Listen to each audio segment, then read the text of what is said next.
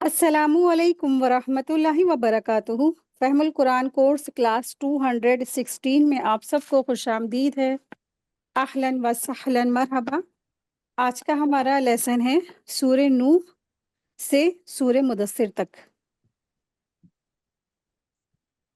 रसूल अल्लाह सल्लल्लाहु अलैहि वसल्लम ने इरशाद फरमाया, जो शख्स अल्लाह ताला की किताब की एक आयत गौर से सुनता है, उसके लिए एक नेकी कई गुना करके लिखी जाती है, और जो उससे तिलावत करता है उसके लिए ये क़यामत के दिन नूर होगी।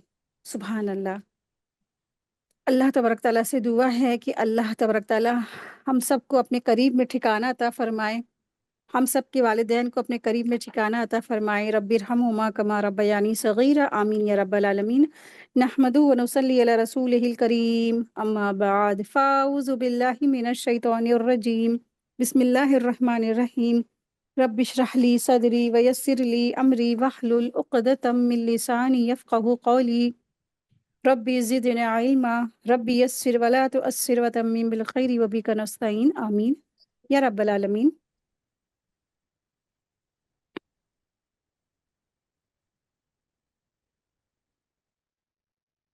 बिस्मिल्लाहिर्रहमानिर्रहीम। सूरह नूह।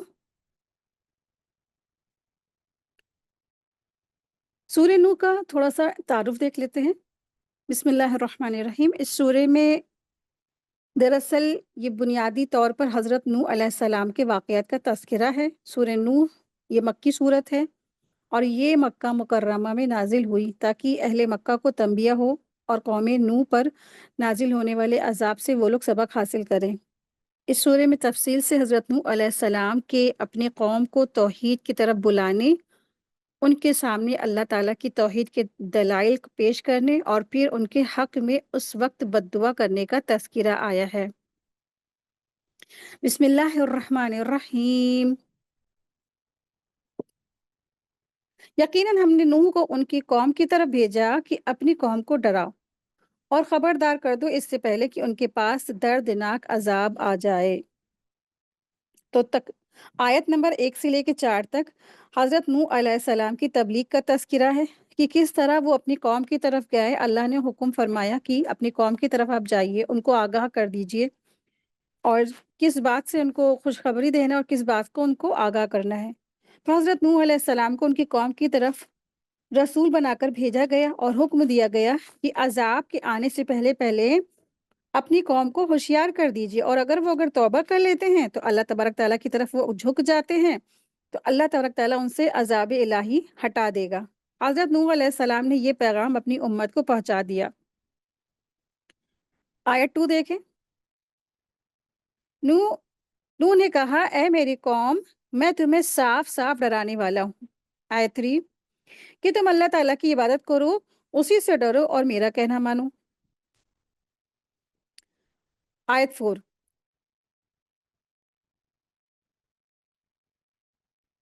तो वो तुम्हारे गुनाह बख्श देगा और तुम्हें एक वक्त मुकर्ररा तक छोड़ देगा। यकीनन अल्लाह ताला का वादा जब आ जाता है तो मौकूफ नहीं होता। काश कि तुम्हें समझ होती। तो आयत में जो ये अल्फाज हैं, वयुअख्खिरुकुम इला अजलिम मुसम्मा, कि अल्लाह तबारक ताला फरमा रहे हैं कि तुम्हें वो बख्श देगा और तुम्हें एक मुकर्ररे वक्त तक की छोड़ देगा। तो इसके माने ये किए गए हैं कि ईमान लाने की सूरत में तुम्हारी मौत को मुअख्खर कर दिया जाएगा, डिले कर दिया जाएगा, मज़ीद मोहलत उम्र अता की जाएगी। इस आयत से इस्तदलाल भी किया गया है कि इताअत इलाही और नेकी का सलूक और सिला रहमी से हकीकतन उम्र में क्या होता है, इज़ाफ़ा होता है, उम्र बढ़ जाती है। हदीस में भी आता है ना कि सिला रहमी करने वाले की उम्र बढ़ा दी जाती है। आयत 5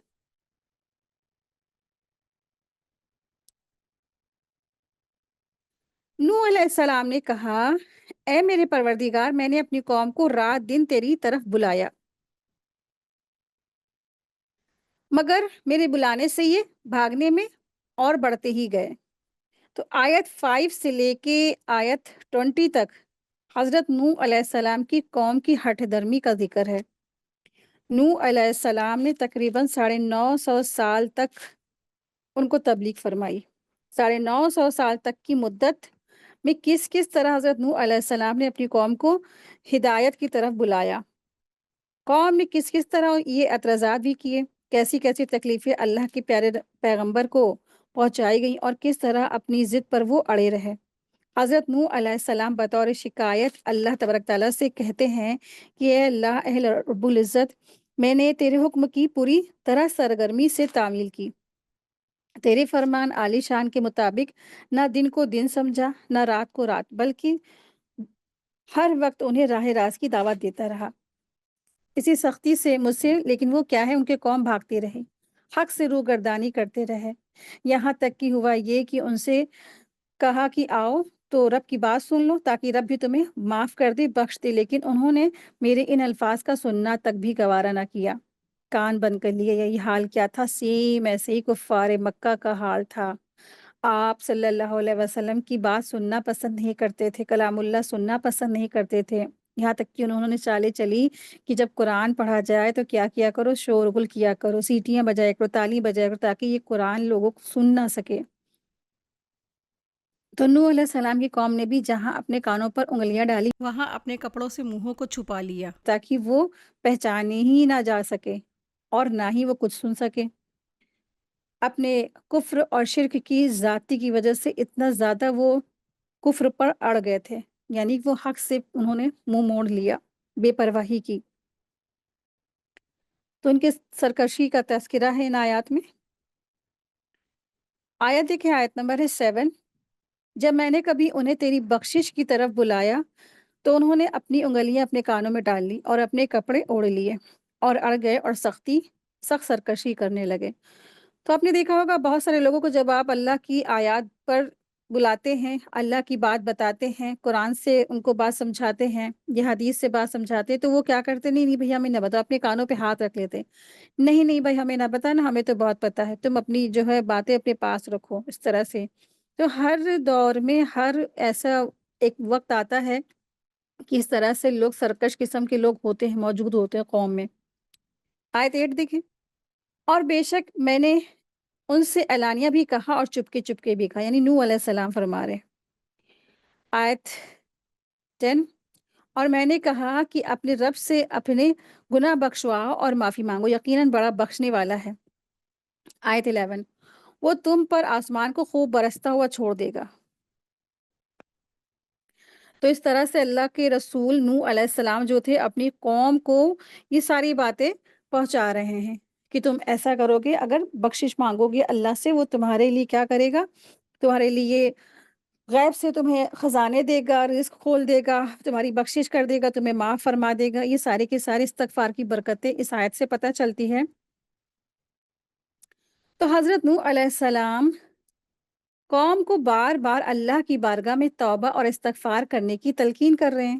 انہوں نے قوم کو بشارت دی کہ استغفار کرنے کا انعام یہ ملے گا کہ پہلا کیا ہوگا، گناہ معاف ہو جائیں گے، دوسرا رحمتوں والی بارش برسائی جائیں گی، تیسرا یہ ہے مالی اعتبار سے خوشحالی عطا فرمائی جائے گی، یعنی کہ مال کی بھی کثرت ہوگی، چوتھی بات یہ ہے کہ اولاد کی نعمتوں سے نوازا جائے گا، پانچویں بات یہ ہے کہ باغات اور پھلوں کی فراوانی کر دی جائے گی، چھٹی بات یہ ہے کہ بہتی ہوئی نہریں جاری فرمائی جائیں گی۔ یہ نعمتیں تو حاصل ہوں گی استغفار کرنے سے، اور اس کے اپوزٹ اگر اپنے گناہوں پر اڑے رہے تو اللہ کی طرف سے سخت پکڑ کا اندیشہ بھی ہوگا۔ تو یہ اتنے سارے فوائد تھے استغفار کرنے کے، تو استغفار کی بڑی فضیلت آتی ہے۔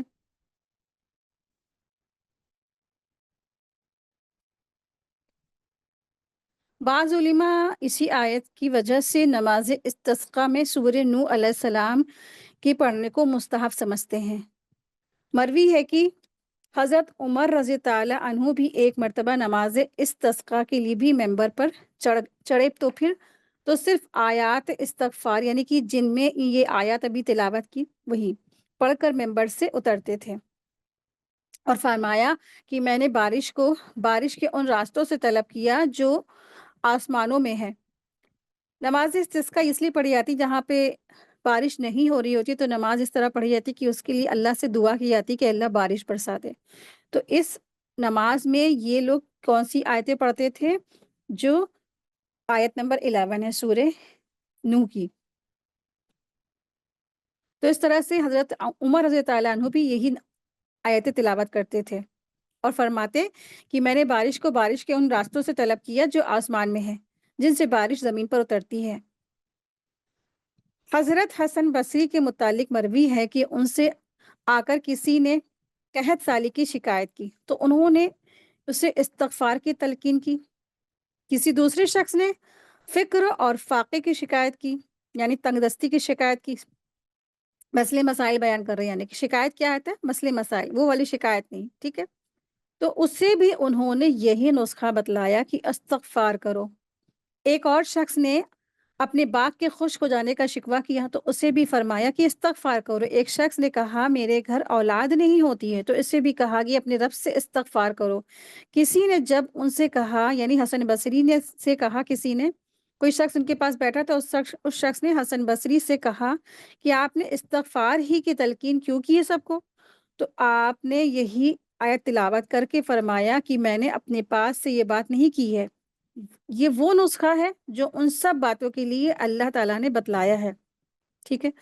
तो आयत दलील है इस बात की कि अगर इंसान इस्तिग़फ़ार करता रहेगा, अल्लाह तबारक ताला उसके लिए बहुत ज़्यादा रिज़्क़ अता फ़रमाएँगे, बख़्शिश फ़रमाएँगे, औलादें होंगी, माल होगा, हर चीज़ की फ़रावानी हो जाएगी उसके लिए। आयत देखिए, आयत 12 है। और तुम्हें खूब पै दर पै माल और औलादें तरक्की देगा और तुम्हें बागात देगा और तुम्हारे लिए नहरें निकाल देगा। आयत 13, तुम्हें क्या हो गया कि तुम अल्लाह ताला की बुजुर्गी का अकीदा नहीं रखते। आयत 14, हालांकि उसने तुम्हें मुख्तलिफ तौर पर पैदा किया है। आयत 15, क्या तुम नहीं देखते कि अल्लाह ताला ने ऊपर तले किस तरह 7 आसमान पैदा कर दिए हैं। आयत 16, और उनमें चांद को खूब जगमगाता बनाया और सूरज को रोशन चिराग बनाया। आयत 17, और तुमको ज़मीन से एक ख़ास तरीक़े से उगाया और पैदा किया। आयत 18, 19, 20 देखें। फिर तुम्हें उसी में लौटा ले जाएगा और एक ख़ास तरीके से फिर निकालेगा और तुम्हारे लिए ज़मीन को अल्लाह ताला ने फ़र्श बना दिया है ताकि तुम उसकी कुशादा राहों में चलो फिरो।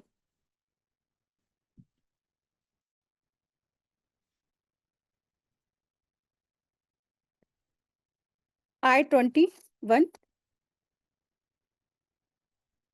नूह ने कहा, ऐ मेरे परवरदिगार, इन लोगों ने मेरी तो नाफरमानी की है और ऐसे ऐसों की फर्माबरदारी की जिनके माल और औलाद ने इनको यकीनन नुकसान में ही बढ़ाया है। आयत 22, और उन लोगों ने बड़ा सख्त फरेब किया है। आयत 23 है, और कहा उन्होंने कि हरगिज अपने माबूदों को ना छोड़ना और ना वद और ना सुआ और ना यगूस और ना यऊक और ना नस्र को छोड़ना।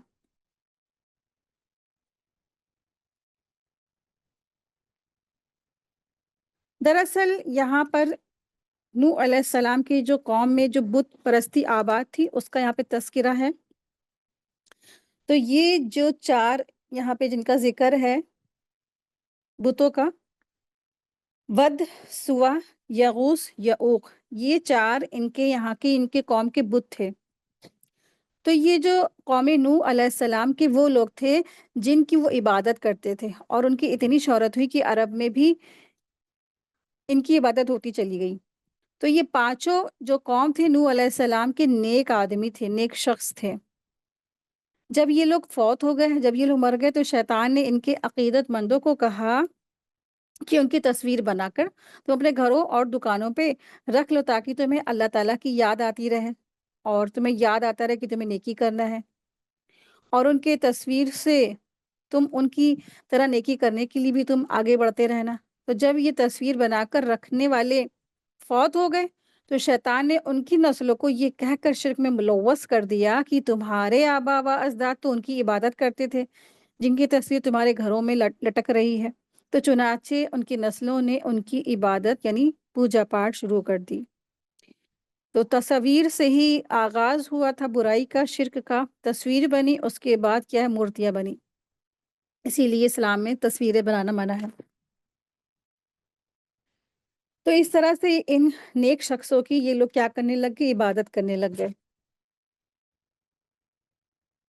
आयत 24 है, اور انہوں نے بہت سے لوگوں کو گمراہ کیا، اے اللہ تو ان ظالموں کی گمراہی اور بڑھا۔ آیت 25، یہ لوگ باسباب اپنے گناہوں کے ڈبو دیے گئے اور جہنم میں پہنچا دیے گئے، اور اللہ تعالیٰ کے سوا اپنا کوئی مددگار انہوں نے نہ پایا۔ آیت 26، اور نوح علیہ السلام نے کہا کہ اے میرے پالنے والے، تو روئے زمین پر کسی کافر کو رہنے سہنے والا نہ چھوڑنا، اگر تو انہیں چھوڑ دے گا تو یقیناً یہ تیرے اور بندوں کو بھی گمراہ کریں گے، اور ان کے یہاں جو بال بچے ہوں گے وہ بھی بدکار ناشکرے ہوں گے۔ آیت 28، اے میرے پروردگار، تو مجھے اور میرے ماں باپ اور جو بھی ایماندار ہو کر میرے گھر آئے اور تمام مومن مردوں اور کل ایماندار عورتوں کو بخش دے، اور کافروں کو سوائے ہلاکت کی کسی اور بات میں نہ بڑھا۔ تو نوح علیہ السلام کی بددعا کا تذکرہ ہے آیت نمبر 25 سے 28 تک۔ تو نوح علیہ السلام نے کافی لمبے وقت تک کی ان کے درمیان تبلیغ کی، لیکن قوم تھی کہ سننے کا نام نہیں لے رہی تھی، گناہوں کی حد سے زیادہ کثرت، اور پھر کیا ہے، اسی وجہ سے، اور پھر رسول کی نافرمانی، اللہ کی نافرمانی اور رسول کی نافرمانی، ایمان نہیں لائے، اور اسی وجہ سے وہ سب کے سب کیا ہلاک ہو گئے۔ اتنے زیادہ سرکشی، ہٹ دھرمی میں مبتلا تھے، اور ایک طرف سے یہ اہل مکہ کے لیے بھی کیا ہے، تنبیہ ہے، ان کو یہ واقعات سنا کر کے، قصے سنا کر کے ان کو بھی یہ بات پہنچائی جا رہی ہے کہ دیکھو تو نوح علیہ السلام کی قوم نے اپنے رسول کی بات نہیں مانی تو ان کے ساتھ کیا ہوا۔ اے اہل مکہ، تم بھی ایمان لے آؤ، ورنہ تمہارے ساتھ بھی کیا ہے، ایسے ہی تمہارے ساتھ بھی کیا ہے، تمہارا انجام ہونا ہے، ہلاکت میں تم بھی ڈال دیے جاؤ گے۔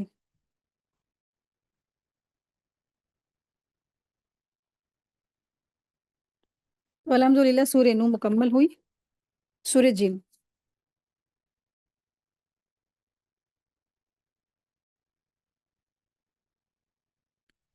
بسم اللہ الرحمن الرحیم۔ یہ سورت بھی کیا ہے، مکی سورت ہے، اس میں 28 آیات ہیں، اور جیسا کہ نام سے ہی واضح ہے کہ جن اور جنات ہم سب جانتے ہیں، اس سورے میں جنات کا تذکرہ ہے، اسی وجہ سے اس سورے کا نام بھی کیا ہے، جن ہے۔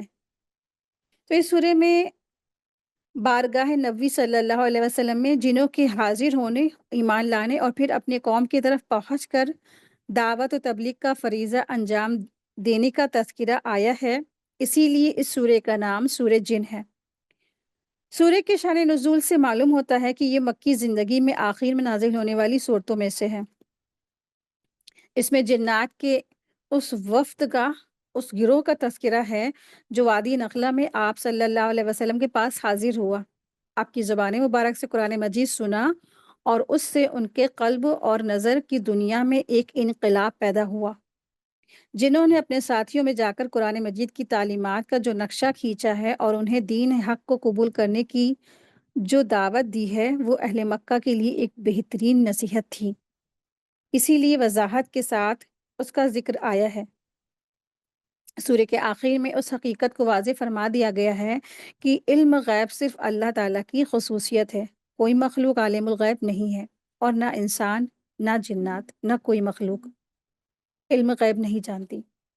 بسم اللہ الرحمن الرحیم۔ قل اوحی الی انہ استمع نفر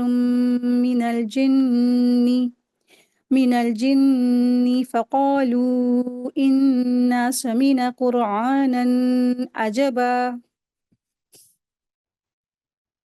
تم کہہ دو کہ مجھے وحی کی گئی ہے کہ جنوں کی ایک جماعت نے قرآن سنا اور کہا کہ ہم نے عجیب قرآن سنا ہے۔ آیت 2، جو راہ راست سمجھاتا ہے، ہم تو اس پر ایمان لا چکے ہیں، اب ہم ہرگز کسی کو بھی اپنے رب کا شریک نہ بنائیں۔ تو آیت نمبر 1 سے لے کے آیت نمبر 17 تک جنات کی دعوت کا تذکرہ ہے۔ جن دراصل کیا ہے، ہم سے بھی پہلی پرانی مخلوق ہے، جب سے یہ دنیا بنی اس سے پہلے کیا تھی، انسانوں سے پہلے اس پوری دنیا میں جنات رہتے تھے، تو جنات پرانی مخلوق ہے جو حضرت آدم علیہ السلام کی پیدائش سے پہلے سے دنیا میں موجود ہے۔ ان لوگوں نے بھی مومن اور کافر، نیک اور برے، سب قسم کے ان کے اندر وہ لوگ موجود ہوتے ہیں، اللہ تعالیٰ کی طرف سے انہیں ایمان لانے کا بھی حکم ہوا تھا، اور ابھی بھی ہے کہ وہ ایمان لائیں۔ جس طرح آدم علیہ السلام کی اولاد میں کافر اور مشرک ہیں، ٹھیک اسی طرح جنات میں بھی مشرک، کافر اور مومنین ہوتے ہیں۔ نبی صلی اللہ علیہ وسلم کی بعثت سے پہلے کچھ لوگ کاہن ہوتے تھے۔ کاہن یعنی فیوچر کا حال بتانے والے۔ یا علم غیب کا دعویٰ کرنے والے۔ تو یہ لوگ آنے والے واقعات کی خبر بتایا کرتے تھے، اور یہ خبریں شیطان ان کے پاس لا کے دیتے تھے۔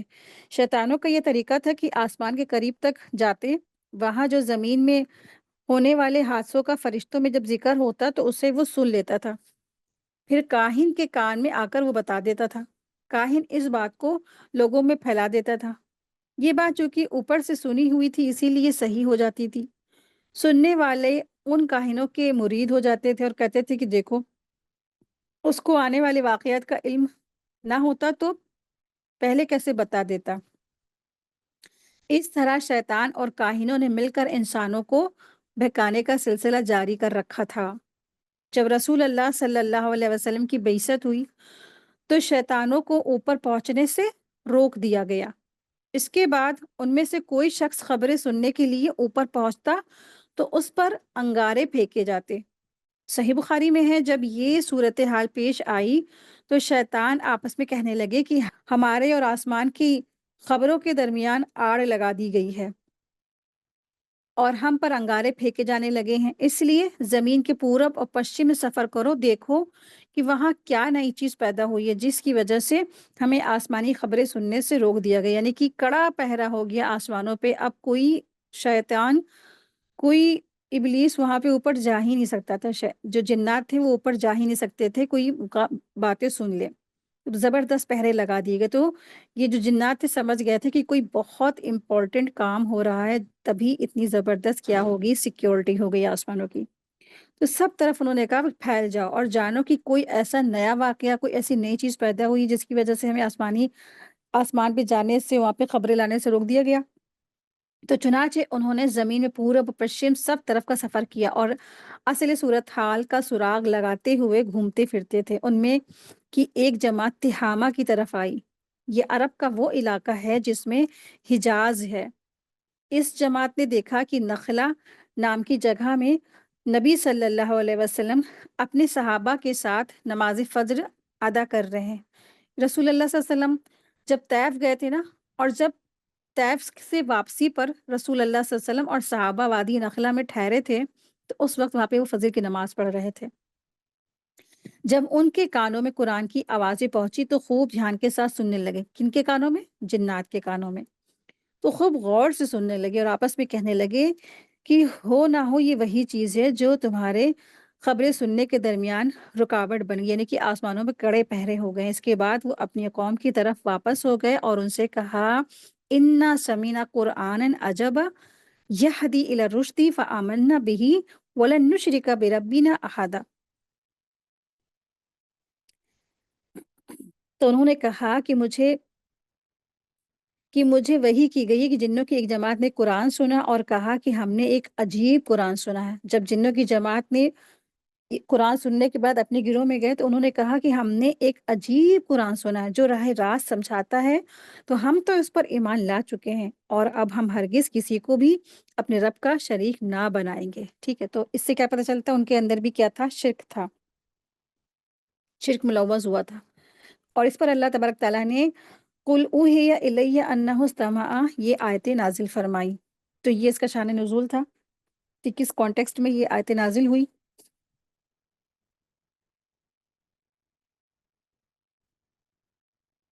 آیت دیکھیں، آیت نمبر 3 ہے۔ اور بے شک ہمارے رب کی شان بڑی بلند ہے، اور نہ اس نے کسی کو بیوی بنایا ہے اور نہ بیٹا۔ آیت 4 ہے، یقیناً ہم میں سے بے وقوفوں نے اللہ تعالیٰ کے ذمے جھوٹی باتیں لگا دی تھی۔ آیت 5 اور 6، اور ہم تو یہی سمجھتے رہے کہ ناممکن ہے کہ انسان اور جنات اللہ تعالیٰ پر جھوٹی باتیں بنائیں۔ بات یہ ہے کہ چند انسان کچھ جنات سے پناہ طلب کیا کرتے تھے، جس سے جن اپنی سرکشی میں بڑھ گئے۔ دراصل زمانے جاہلیت میں کیا ہوتا تھا کہ جب بھی لوگ وادیوں میں ٹھہرتے تھے نا، جنگلات میں ٹھہرتے تھے، تو جب وہاں پہ وہ لوگ پڑاؤ ڈالتے تھے، تو کہتے تھے کہ ہم اس علاقے میں جو جنوں کا سردار ہے، اس سے پناہ طلب کرتے ہیں، اس کی پناہ میں ہم آتے ہیں۔ تو اس سے جناتوں کی جو سرکشی تھی اور بڑھ گئی تھی، کیونکہ وہ جان گئے تھے کہ انسان ہم سے ڈرتا ہے۔ اس لیے انہوں نے اپنے اپنے ماننے والوں کو اور زیادہ ڈرانا شروع کر دیا۔ معلوم ہوا کہ آدمی کو نہ جنوں سے ڈرنا چاہیے اور نہ ان کی پناہ مانگنی چاہیے، اور نہ کسی غیر اللہ کی دہائی دینی چاہیے، کیونکہ یہ سب کیا ہے؟ شرک ہے، بلکہ صرف اور صرف اللہ تعالیٰ کی پناہ طلب کرنی چاہیے۔ سیدہ خولہ بنت حکیم رضی اللہ عنہا بیان کرتی ہیں کہ میں نے رسول اللہ صلی اللہ علیہ وسلم کو فرماتے ہوئے سنا ہے، جس شخص نے کسی جگہ پر پڑاؤ کیا ہو اور وہ یہ دعا پڑھ لے، اعوذ بکلمات اللہ التامات من شر ما خلق، میں اللہ کے کامل کلمات کی پناہ پکڑتا ہوں ہر اس چیز کے شر سے جو اس نے پیدا کی ہے، تو وہاں اسے روانہ ہونے تک اسے کوئی چیز نقصان نہیں پہنچائے گی۔ یہ مسلم کی حدیث ہے۔ کسی بھی انجان سنسان جگہ پر جب انسان جا رہا ہے تو پھر اگر یہ دعا پڑھ لے گا تو پھر کیا ہے؟ وہ اللہ تبارک تعالیٰ کی حفاظت میں آ جائے گا۔ آیت 7 ہے، اور انسانوں نے بھی تم جنوں کی طرح گمان کر لیا تھا کہ اللہ تعالیٰ کسی کو نہ بھیجے گا۔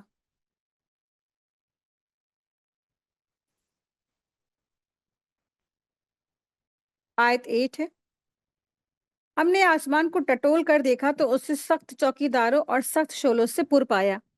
اس سے پہلے ہم اس سے پہلے ہم باتیں سننے کے لیے آسمان میں جگہ جگہ بیٹھ جایا کرتے تھے۔ تو یہ جنات کیا ہیں؟ آپس میں ایک دوسرے کو دعوت کر رہے ہیں، ایک دوسرے سے باتیں کر رہے ہیں کہ پہلے ہم آسمان پہ چلے جاتے تھے، اور لیکن اب کیا ہے؟ وہاں پہ شعلے اور انگارے ہمارا پیچھا کرتے ہیں۔ تو اس سے پہلے ہم باتیں سننے کے لیے آسمان میں جگہ جگہ بیٹھ جایا کرتے تھے، اب جو بھی کان لگاتا ہے تو اس کے لیے ایک شعلہ اپنی طرف سے اپنی طاق میں پاتا ہے۔ ہم نہیں جانتے کہ زمین والوں کے ساتھ ہی کسی برائی کا ارادہ کیا ہے، ہم نہیں جانتے کہ زمین والوں کے ساتھ کسی برائی کا ارادہ کیا گیا یا ان کے رب کا ارادہ ان کے ساتھ بھلائی کا ہے۔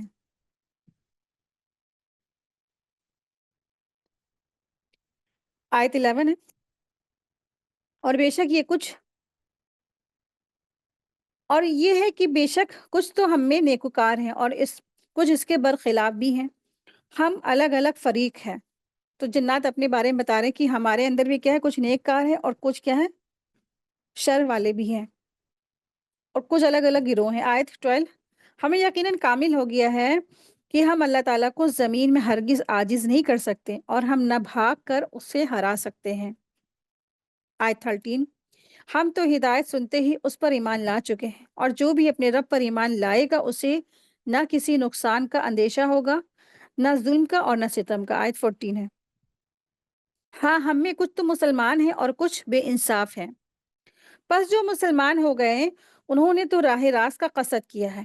آیت 15، اور جو ظالم ہے وہ جہنم کا ایندھن بن گئے۔ آیت 16، اے نبی صلی اللہ علیہ وسلم یہ بھی کہہ دیجئے کہ اگر لوگ راہ راست پر سیدھے رہتے تو یقیناً ہم انہیں بہت کچھ وافر پانی پلاتے۔ آیت 17، تاکہ ہم ان میں انہیں آزما لیں، اور جو شخص اپنے پروردگار کے ذکر سے منہ پھیر لے گا تو اللہ تعالیٰ اسے سخت عذاب میں مبتلا کرے گا۔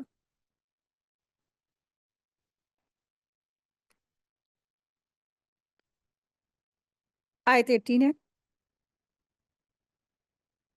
آیت 18 سے آیت 28 تک نبی صلی اللہ علیہ وسلم کا مشرکین مکہ سے خطاب ہے۔ آیت 18 دیکھیں،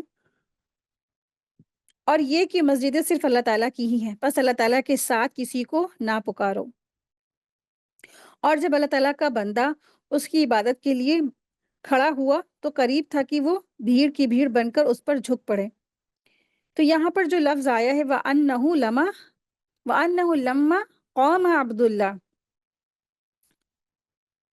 تو یہاں پہ جو لفظ عبداللہ آیا ہے تو عبداللہ سے مراد رسول اللہ صلی اللہ علیہ وسلم ہے۔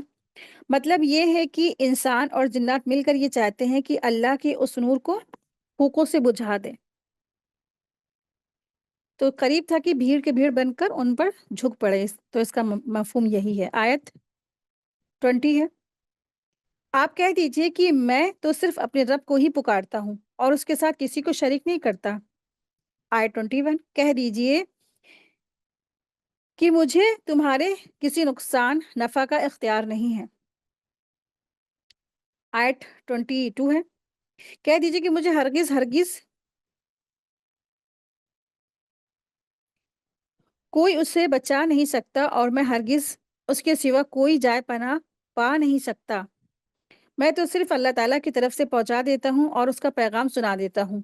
اب جو بھی اللہ تعالیٰ اور اس کے رسول کی نہ مانے گا تو اس کے لیے جہنم کی آگ ہے، جس میں وہ ہمیشہ ہمیشہ رہے گا۔ آیت 24 ہے، ان کی آنکھ نہ کھلے گی یہاں تک کہ اس سے دیکھ لیں جس کا وعدہ انہیں اس کو دیا جاتا تھا، بس ان قریب جان لیں گے کہ کس کا مددگار کمزور ہے اور کس کی جماعت کم ہے۔ آیت 25 سے آیت 28، نبی صلی اللہ علیہ وسلم غیب نہیں جانتے تھے، اس بات کا تذکرہ ہے۔ آیت دیکھیں، آیت نمبر 25 ہے، کہہ دیجئے کہ مجھے نہیں معلوم کہ جس کا وعدہ تم سے کیا جاتا ہے وہ قریب ہے یا میرے رب اس کے لیے دور کی مدت مقرر کر دے۔ ٹھیک ہے، تو قیامت کے بارے میں پوچھا جاتا تھا، تو قیامت کے بارے میں آپ صلی اللہ علیہ وسلم فرما رہے ہیں۔ تو لوگ پیچھے پیچھے لگ کے پوچھتے تھے نا کہ رسول اللہ صلی اللہ علیہ وسلم بتائیے قیامت کب قائم ہوگی، بتائیے قیامت کب ہوگی، تو اس کا علم کہہ دیجئے کہ مجھے نہیں ہے، مجھے تو صرف بس کیا ہے، پہنچا دینے والا بنا کر بنایا گیا ہے کہ میں کیا ہوں، اللہ تعالیٰ کا پیغمبر ہوں، مجھے پیغام پہنچا دینا ہے، میں غیب کا علم نہیں جانتا۔ آیت 26، وہ غیب کا جاننے والا ہے اور اپنے غیب پر کسی کو مطلع نہیں کرتا، یعنی اللہ تبارک تعالیٰ کیا ہے، صرف اور صرف اللہ ہی کو غیب کی باتیں معلوم ہیں، اس کے علاوہ کوئی ایسا نہیں جس کو غیب معلوم ہو۔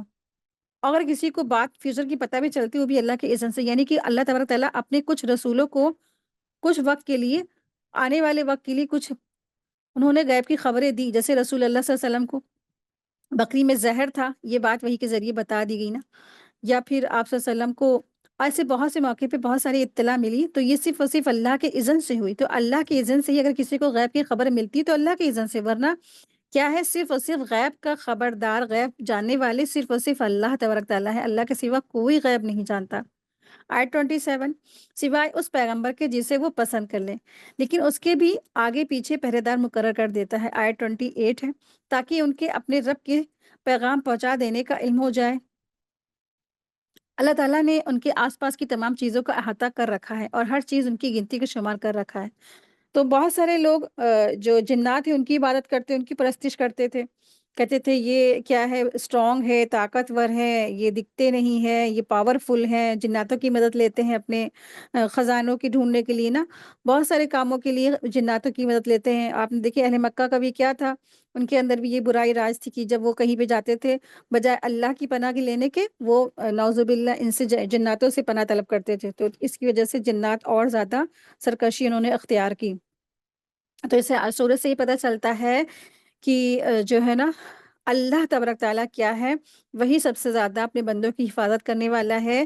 بندہ مومن کو کسی بھی چیز سے ڈرنا نہیں چاہیے۔ آپ نے دیکھا ہوگا بہت سارے لوگ سورہ جن پڑھتے ہوئے بھی ڈرتے ہیں، اتنا زیادہ جنات سے ان کو ڈر ہے کہ نہیں، سورہ جن پڑھیں گے تو کہیں خدا نہ وہ ایسا نہ ہو جائے کہ ہمارے پر جن جنات ہی سوار ہو جائے، نعوذ باللہ۔ ایسی ایسی لوگوں کی سوچ ہے کہ وہ سورہ جن کی نہ پڑھتے ہیں نہ تلاوت کرتے ہیں، بہت خوف زدہ ہوتے ہیں۔ ٹھیک ہے، تو آپ دیکھیں کہ اس میں ایسا کیا تھا، اس میں تو بہت اچھی چیز ہم نے پڑھی جانی کہ جنوں کی ایک ٹولی آئی، وہ ایمان لے آئی، اس نے خود بھی ایمان لائی اور پھر کیا ہے، دوسروں کو وہ بھی اس نے کیا ہے، دعوت کا کام پہنچایا۔ تو ایسا لگتا ہے، ایسا محسوس ہوتا ہے کہ ہم سے تو اچھے یہ جنات ہیں نا اس کام میں، فوراً وہ ایمان لے آئے، فوراً وہ مان گئے۔ آپ صلی اللہ علیہ وسلم کفار مکہ کے بیچ سالوں سال رہتے رہے، لیکن کفار مکہ نے نہیں مانا، لیکن جنوں نے جیسے ہی سنا انہوں نے کہا سمیعنا وَأَطَعْنَا، فوراً سنا، فوراً اطاعت کی، اور فوراً کیا ہے، اپنے اور لوگوں کی طرف پہنچانے والے بن گئے، مسلمان ہو گئے، ایمان لے آئے۔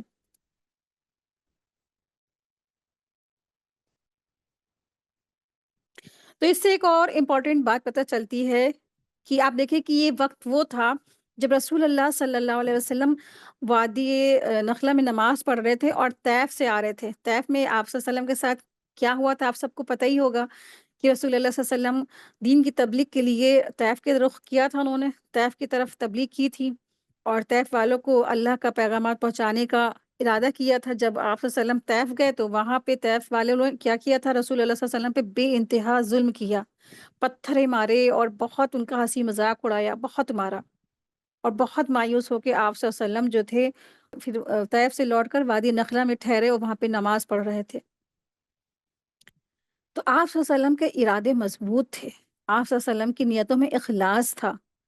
تو جب بندہ مومن کی نیت میں اخلاص ہوتا ہے، ارادے مضبوط ہوتے ہیں، تو آپ دیکھیں کہ اس سے پتہ چلتا ہے کہ بظاہر لگ رہا تھا کہ کوئی ایمان نہیں لایا ہے، بظاہر وہ لگ رہا تھا کہ رسول اللہ صلی اللہ علیہ وسلم کی کوشش بالکل کیا ہے، خالی گئی، کوئی ایمان لایا ہی نہیں سوائے ایک عداس کے نا، عداس ایمان لے آیا تھا، وہ مسلمان ہو گیا تھا جس نے انگور لا کے کھلائے تھے، اور پھر آپ نماز پڑھ رہے تھے، اور ایسے میں اتنے سارے جن ایمان لے آئے، ہے نا؟ تو کبھی کبھی ایسے مواقع ہوتے ہیں کہ جب انسان تبلیغ کے لیے نکلتا ہے، دعوت کے لیے نکلتا ہے، لیکن کیا ہوتا ہے، کوئی بھی لوگ سننے والے نہیں آتے ہیں، کوئی بھی لوگ پڑھنے والے نہیں آتے ہیں۔ جس کو آپ سنانا چاہتے ہیں وہ لوگ آتے ہی نہیں، وہ بھاگ جاتے ہیں۔ جس کو آپ پڑھانا چاہتے ہیں وہ سنتے ہی نہیں، وہ بھاگ جاتے ہیں۔ جن کو آپ تبلیغ کرنا چاہتے ہیں وہ آتے ہی نہیں، وہ بھاگ جاتے ہیں۔ کبھی ایسا موقع ہو، کبھی کوئی ایسا واقعہ ہو، اکیلے ہی پڑھنا شروع کر دیں، تنہا پڑھنا شروع کر دیں، کیا معلوم کسی مومن جن نے سن لیا اور وہ ایمان لے آیا نا، تو یہ تو آپ کے لیے بہت زبردست صدقہ جاریہ بن جائے گا۔ چلیں، نیکسٹ ہماری سورت ہے سورہ مزمل۔ تو الحمدللہ سورہ جن مکمل ہوئی۔ بسم اللہ الرحمن الرحیم۔ سورہ مزمل بھی مکی سورت ہے، اس میں 20 آیات ہے۔ مزمل کے معنی ہوتے ہیں چادر اوڑھنے والے یا چادر لپیٹنے والے کے ہیں۔ رسول اللہ صلی اللہ علیہ وسلم پر جو پہلی وحی نازل ہوئی تو آپ صلی اللہ علیہ وسلم پر ایک لرزہ سا طاری ہو گیا۔ آپ صلی اللہ علیہ وسلم نے ام المومنین حضرت خدیجہ رضی اللہ عنہا سے فرمایا کہ مجھے چادر اڑا دو، زمبلونی زمبلونی، مجھے چادر اڑا دو۔ تو محبوب کی ہر ادا محبوب ہوتی ہے، اسی لیے اللہ تبارک تعالیٰ نے آپ صلی اللہ علیہ وسلم کو مزمل کے لفظ سے مخاطب فرمایا، اور اسی خطاب سے سورہ کا آغاز ہوتا ہے۔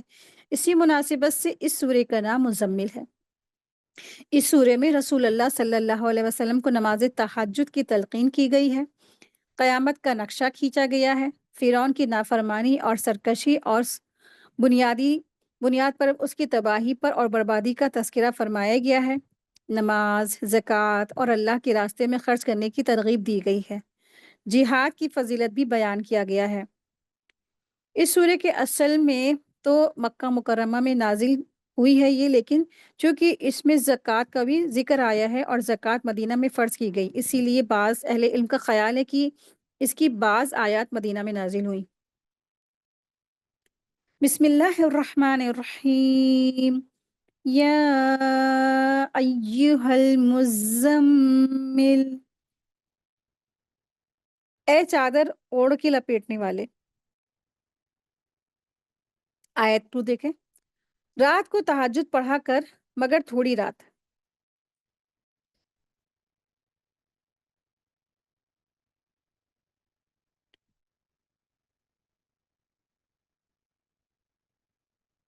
اس سورت کا شان نزول دیکھ لیتے ہیں۔ حضرت جابر رضی اللہ عنہ سے مروی ہے کہ قریش دار الندوہ میں جمع ہو کر آپس میں کہنے لگے کہ آؤ مل کر نبی صلی اللہ علیہ وسلم کا ایسا نام تجویز کریں کہ سب کی زبان سے وہی نکلے، تاکہ باہر کے لوگ ایک ہی آواز سن کر آ جائیں۔ تو کچھ نے کہا ان کا نام کاہن رکھو، اس پر اوروں نے کہا در حقیقت وہ تو کاہن تو نہیں ہے، اچھا پھر اس کا نام مجنوں رکھ دو، تو اس پر اوروں نے کہا کہ مجنوں بھی نہیں ہے وہ تو۔ پھر کچھ نے کہا ساحر نام رکھ دو، اس پر لوگوں نے کہا کہ وہ تو ساحر یعنی جادوگر بھی نہیں ہے، غرض وہ تو کوئی ایسا برا نام تجویز نہ کر سکے جس پر اس سب کا اتفاق ہو۔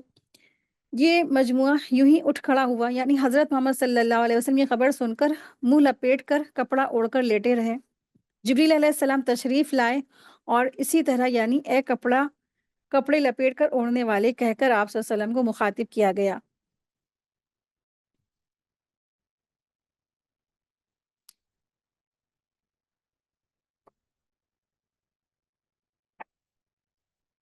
سورہ مزمل کی آیت 1 سے لے کے 5 تک، ان آیات میں نبی کریم صلی اللہ علیہ وسلم اور ان کے توسط سے اہل ایمان پر قیام اللیل یعنی تہجد کی نماز فرض کر دی گئی تھی۔ حکم دیا گیا کہ اوسطاً آدھی رات اللہ کی بارگاہ میں کھڑے رہو اور ترتیل کے ساتھ قرآن کریم پڑھو۔ ترتیل سے مراد یہ ہے کہ آہستہ آہستہ سمجھ کر قلب پر متاثر محسوس کرتے ہوئے قرآن کریم کی تلاوت کرنا۔ نبی اکرم صلی اللہ علیہ وسلم کو آگاہ کیا گیا کہ عنقریب آپ صلی اللہ علیہ وسلم پر دعوت اور اقامت دین کے حوالے سے ایک بھاری ذمہ داری آنے والی ہے۔ اس ذمہ داری کو استقامت کے ساتھ ادا کرنے کے لیے ضروری ہے کہ آپ روحانی اور دلی طور پر مضبوط ہوں۔ تلاوت قرآن کے ساتھ قیام اللیل کی روحانی ترقی اور قلبی ثبات کے لیے انتہائی اثر انداز ہے۔ جو قرآن انسان کے اندر اترتا ہے، انسان کا دل دنیا کی محبت سے خالی اور آخرت کی تیاری کے لیے بے چین اور اللہ کی محبت سے منور ہو جاتا ہے۔ تب انسان اللہ کی خوشنودی کے لیے پورے ذوق اور شوق سے ہر قربانی دینے کے لیے تیار ہو جاتا ہے۔ تو ان آیات میں اسی بات کا تذکرہ ہے۔ اللہ سبحانہ تعالیٰ ارشاد فرما رہے ہیں کہ اے چادر اوڑھ کر لپیٹنے والے، اٹھیے، رات کو تہجد کی نماز کو پڑھیے۔ تہجد پڑھیے، اور کب سے پڑھنی ہے؟ رات کے آخری حصے میں، رات کا تھرڈ جو حصہ ہوتا ہے، 1/3 حصہ اس میں، اور یا اس سے بھی کچھ کم کر لیں۔ آیت 4 دیکھیں، یا اس پر بڑھا دے اور قرآن کو ٹھہر ٹھہر کر صاف کر کے پڑھ۔ اللہ تبارک تعالیٰ ارشاد فرما رہے ہیں رسول اللہ صلی اللہ علیہ وسلم سے کہ نبی صلی اللہ علیہ وسلم کو حکم دیا گیا کہ راتوں کے وقت کپڑے لپیٹ کر سو رہنے کو چھوڑ دیجیے اور تہجد کی نماز کو قیام اختیار کیجیے۔ نبی صلی اللہ علیہ وسلم نے پوری عمر اسی حکم کو کیا ہے مانتے ہوئے پوری زندگی گزاری، یعنی ہمیشہ رسول اللہ صلی اللہ علیہ وسلم نے نماز تہجد ادا کی۔ تہجد کی نماز صرف رسول اللہ صلی اللہ علیہ وسلم پر واجب تھی، یعنی امت پر یہ واجب نہیں ہے۔ یہاں اللہ تبارک تعالیٰ ارشاد فرما رہے ہیں کہ قرآن کو آپ کیا کرا کریں؟ ٹھہر ٹھہر کر پڑھا کریں۔ تو قرآن کریم کو آہستہ آہستہ ٹھہر ٹھہر کر پڑھنا تاکہ خوب سمجھ میں آئے۔ اس حکم میں نبی صلی اللہ علیہ وسلم عامل تھے، اور حضرت عائشہ صدیقہ رضی تعالیٰ عنہا کا بیان ہے کہ آپ صلی اللہ علیہ وسلم قرآن کریم کو ترتیل کے ساتھ پڑھتے تھے، جس میں بڑی دیر میں سورت ختم ہوتی تھی۔ ابن جریج میں ہے کہ ہر آیت پر آپ صلی اللہ علیہ وسلم پورا وقف یعنی کہ سٹاپ کرتے تھے، ٹھہرتے تھے۔ جیسے بسم اللہ الرحمن الرحیم پڑھ کر وقف کرتے تھے، پھر الحمدللہ رب العالمین پڑھ کر وقف کرتے تھے، الرحمن الرحیم پڑھ کر وقف کرتے تھے، مالک یوم الدین پڑھ کر ٹھہرتے تھے۔ یہ ابو داؤد کی حدیث ہے۔ آپ کو پتہ ہے کہ ایک صحابی ہیں، اور ان کے بارے میں رسول اللہ صلی اللہ علیہ وسلم فرماتے تھے کہ تمہیں آل داؤد کی لہن دیا گیا ہے، یعنی کہ داؤد علیہ السلام کی سب سے خوبصورت آواز سے نے تلاوت کی، تو ان کو، وہ جو صحابی تھے، ان کو آل داؤد کی خوش آواز عطا فرمائی گئی ہے، اور ان صحابی کا نام تھا حضرت موسیٰ اشعری۔ حضرت ابو موسیٰ اشعری رضی اللہ عنہ کی نسبتاً نبی صلی اللہ علیہ وسلم کا یہ فرمانا کہ اسے آل داؤد کی خوش آوازی عطا کی گئی ہے۔ یعنی کہ یہاں پہ یہ پتہ چلتا ہے کہ قیام اللیل میں بھی کیا کرنا ہے؟ قرآن کو ٹھہر ٹھہر کر پڑھنا چاہیے، بہت تیز نہیں پڑھنا چاہیے۔ یہاں ترتیل کی بات کی گئی ہے، اور ترتیل سے مراد کیا ہے؟ ٹھہر ٹھہر کر لمبا کر کے پڑھنا، حرکات کو نمایاں کر کے پڑھنا، حروف کو واضح کر کے پڑھنا۔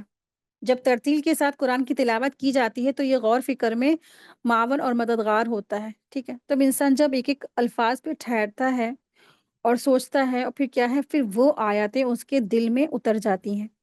اور تیز پڑھنے والا نہ تو خود سمجھتا ہے اور کہ وہ کیا پڑھ رہا ہے، اور جب وہ پڑھ رہا ہوتا ہے نہ ہی دوسروں کو سمجھ میں آ رہا ہوتا کہ وہ کیا پڑھ گیا۔ نبی صلی اللہ علیہ وسلم اپنی قرات میں ایک ایک حروف کو ٹھہر ٹھہر کر ادا کرتے تھے۔ جب رحمت والی آیت سے گزرتے تو رک کر رحمت کا سوال کرتے، اور جب عذاب والی آیت سے گزرتے تو عذاب سے پناہ مانگتے۔ پھر اسی طرح قرآن کو خوبصورت آواز سے بھی پڑھنا چاہیے۔ نبی صلی اللہ علیہ وسلم نے فرمایا، اپنی آواز کے ذریعے سے قرآن کو زینت بخشو۔ ٹھیک ہے؟ تو اپنی آواز میں خوبصورتی سے ادا کریں، اپنی آوازوں سے، قرآن کو اچھے سے اچھی-سی آواز میں پڑھا کریں، اور اسی طرح ایک دن یا ایک رات میں ختم نہیں کرنا چاہیے قرآن کریم کو، یعنی بہت زیادہ تیزی سے قرآن کو نہیں پڑھنا چاہیے۔ مسلم بن مخراق کہتے ہیں کہ میں نے عائشہ رضی تعالیٰ عنہا سے کہا کہ اے ام المومنین، کچھ لوگ ایسے ہیں جو ایک ہی رات میں 2 یا 3 بار قرآن پڑھ لیتے، یعنی کچھ لوگ ایسے تھے جو پوری رات ہی میں قرآن مجید پڑھ لیتے تھے۔ تو حضرت عائشہ رضی تعالیٰ عنہا نے فرمایا کہ ان لوگوں کو پڑھنا اور نہ پڑھنا کیا ہے، برابر ہے۔ بہت زیادہ اسپیڈ میں پورا قرآن پڑھ لینا کیا ہے، یہ مناسب نہیں ہے، درست نہیں ہے۔ یعنی انہوں نے تو کیا پڑھا جس میں سے کچھ سمجھا اور نہ ہی اس کا حق ادا کیا۔ نہ ہی اس سے پتہ چلتا جب تیز انسان پڑھ رہا ہے تو نہ اس نے ترتیل سے پڑھا ہوگا، نہ اس نے سمجھا ہوگا، نہ اس کے اس الفاظوں کے حق ادا کیے ہوں گے، ہے نا؟ جب اتنی تیزی سے ایک بالکل ٹرین کی طرح سے پڑھ گئے اور فٹافٹ فٹافٹ فٹافٹ پڑھتے چلے گئے، تو وہ حق ادا نہیں ہوا، ترتیل کے ساتھ نہیں پڑھا گیا۔ جبکہ حکم کیا ہے یہاں پہ اللہ تبارک تعالیٰ نے دیا ہے حکم، سب کے لیے حکم ہے۔ رسول اللہ صلی اللہ علیہ وسلم کے ساتھ ساتھ ہم سب کے لیے ان آیات میں حکم ہے۔ ہم یہ نہ سوچیں کہ یہاں پر صرف رسول اللہ صلی اللہ علیہ وسلم سے خطاب ہو رہا ہے۔ نہیں، ہم سب سے خطاب ہے۔ اللہ ہم سب کو حکم دے رہے ہیں کہ تم سب کیا کرا کرو، نماز پڑھا کرو تہجد کی، ٹھیک ہے؟ تو جوانی، بہت سی لوگ اپنی جوانی پوری پوری رات سوشل میڈیا پہ گزار دیتے ہیں، جبکہ ہمیں اپنی جوانی کدھر گزارنی چاہیے؟ اللہ کی راہ میں رو رو کر کے، اللہ کی راہ میں عبادت کر کر کے، رات کے آخری حصے میں اٹھ کر اللہ کی عبادت کر کے، اللہ کی عبادت کر کے اپنی زندگی گزارنی چاہیے انسان کو۔ اور پھر اس کے بعد ہمیں کیا کرنا چاہیے؟ انہی وقتوں میں ہو سکے تو کچھ نہ کچھ قرآن کی تلاوت ضرور کیا کرے، وہ بھی کیا ہے، ترتیل کے ساتھ۔ آیت 6 دیکھیں۔ بے شک رات کا اٹھنا نفس کو خوب کچل دیتا ہے اور بات کو بہت درست کر دیتا ہے، ٹھیک ہے؟ تو رات کا اٹھنا کیا ہے، بہت بڑا ایک نفس کو کچلنا، نفس کے خلاف جہاد ہے۔ آپ کو بتایا تھا کہ 3 لوگوں سے کیا ہے اس دنیا میں جہاد ہے، ٹھیک ہے؟ کہ انسان کو کس سے جہاد ہے؟ شیطان سے، اور پھر اس میں دوسرا کون آ جاتا ہے؟ اس کا اپنا نفس آ جاتا ہے۔ پھر اس دنیا سے بھی جہاد ہے، دنیا کی آسائشیں، دنیا کی لگژریس، ان سب کے خلاف جہاد ہے۔ تو اپنی نفس کو کچل کر رات کو اٹھ جانا اور پھر اللہ کے آگے خوب آنسو بہانا، خوب رونا، یہ اللہ کو بہت پسند ہے۔ دراصل تہجد کی جو نماز ہے نا، تہجد کی نماز کی خوبی یہی ہے کہ وہ دل اور زبان کیا ہوتا ہے، ایک ہو جاتا ہے، اور تلاوت کے جو الفاظ زبان سے نکلتے ہیں دل میں گڑ جاتے ہیں، اور بانسبت دن کے رات کی تنہائی میں معنی مطلب خوب ذہن نشین ہو جاتا ہے، کیونکہ دن میں کیا ہوتا ہے، بھیڑ بھاڑ، شور شراب، شورغل وغیرہ سب ہوتے ہیں، ایک آ رہا ہے تو دوسرا جا رہا ہے، دوسرا آ رہا ہے تیسرا جا رہا ہے، لیکن کیا ہوتا ہے، رات میں انسان کو سب سے زیادہ سناٹا مل جاتا ہے، اس میں وہ تھوڑا سا بھی 2 حروف پڑے گا، چھوٹی چھوٹی 2 آیتیں پڑے گا، اس کے کیا ہے، ذہن نشین ہو جائے گا۔ یعنی دن کے مقابلے میں بھی رات کو پڑھنا اور نماز میں پڑھنا زیادہ بہتر ہے، کیونکہ وہ خاموشی کا وقت ہوتا ہے، توجہ جمع ہوتی ہے اس وقت، سمجھنے کا وہ وقت ہوتا ہے۔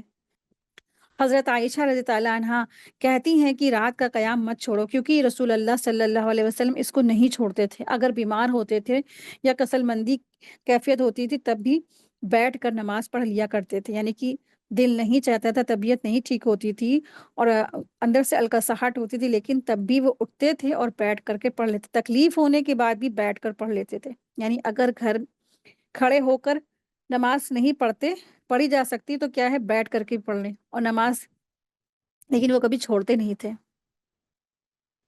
تو وہ کہہ رہی ہیں، یعنی کہ عائشہ رضی اللہ عنہا کہہ رہی ہیں کہ نماز رسول اللہ صلی اللہ علیہ وسلم کبھی نہیں چھوڑتے تھے، بیٹھ کر پڑھ لیتے تھے، تو نماز کبھی نہ چھوڑو، کھڑے ہو کر نہیں پڑھ سکتے تو بیٹھ کے پڑھ لو، بیٹھ کر نہیں پڑھ سکتے تو لیٹ کر پڑھو، لیکن کیا ہے، پڑھو ضرور، تہجد کا اہتمام ضرور کرو۔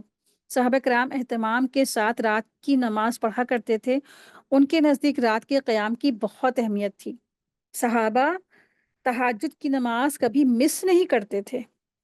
فضیل بن ایاز نے کہا کہ جب تم قیام اللیل اور دن کے روزے پر قادر نہ ہو تو جان لو کہ محروم کر دیے گئے ہو، جکڑ دیے گئے ہو، تمہارے گناہوں نے تمہیں جکڑ دیا ہے، اس لیے تم نہیں پڑھ سکتے، ٹھیک ہے؟ اگر کوئی نماز تہجد نہیں پڑھ سکتا، تو اس کو سمجھ جانا چاہیے کہ وہ گناہوں کی وجہ سے جکڑا ہے، اور اسی لیے اللہ سے دعا کرے، استغفار کرے اور اللہ سے کہے اللہ میری آنکھ تہجد کے وقت کھول دے۔ آٹومیٹکلی آپ دیکھیں گے کہ اس دن آپ کی تہجد کے وقت آنکھ کھل جائے گی۔ ایک آدمی نے حسن بصری سے کہا کہ اے ابو سعید، میں رات عافیت کی حالت میں گزارتا ہوں، وضو کرنا بھی پسند کرتا ہوں، تو کیا وجہ ہے کہ میں تہجد کے لیے اٹھ نہیں سکتا؟ تو انہوں نے کہا کہ تمہارے گناہوں نے تمہیں جکڑ لیا ہے، اور رات کے قیام کے لیے دن کو قیلولہ لازم ہے۔ سفیان ثوری نے کہا کہ کم کھانے کو لازم کر لو، تم رات کے قیام میں کے مالک بن جاؤ گے، یعنی کہ رات میں تہجد کے وقت تم اٹھ جایا کرو گے۔ تو بہت سارے لوگوں کو دیکھا کہ دیر رات تک یا لیٹ نائٹ وہ جگ رہے ہوتے، کھا رہے ہوتے، پی رہے ہوتے، جب عبادت کا ٹائم ہوتا ہے، جب اللہ پہلے آسمان پہ آتا ہے، تب کیا کرتا ہے انسان؟ سو جاتا ہے۔ تو تہجد تو گئی، یہاں تک فجر بھی انسان مہینوں سالوں نہیں پڑتا ہے۔ تو اس کا مطلب یہی ہے کہ اگر کسی کو تہجد نہیں نصیب ہو رہی، اس کا مطلب اس کو گناہوں نے اس کو جکڑ لیا ہے۔ تو کیا بتایا صحابہ نے اس کی ٹرک؟ کہ رات کو کھانا کم کھانا، اور پھر کیا ہے؟ رات کو جلدی سو جانا، اور تہجد کے لیے بھی ہے کہ قیلولہ کرے۔ قیلولہ کا مطلب یہ نہیں کہ اگر آپ آدھا گھنٹہ یا 1 گھنٹہ پہلے اٹھ گئے تو آپ دوپہر میں 5-6 گھنٹے سو لیے، تو ایسا بالکل نہیں ہے۔ آدھا یا پون گھنٹہ قیلولہ کرا جا سکتا ہے بس۔ آئیے دیکھیں آیت نمبر 7 ہے، یقیناً آپ کو دن میں بہت شغل رہتا ہے۔ آیت 8 دیکھیں، آپ اپنے رب کے نام کا ذکر کیا کریں اور تمام خلائق سے کٹ کر اس کی طرف متوجہ ہو جایا کریں۔ آیت 9، مشرق اور مغرب کا پروردگار جس کے سوا کوئی معبود نہیں، تو اسی کو اپنا کارساز بنا لے۔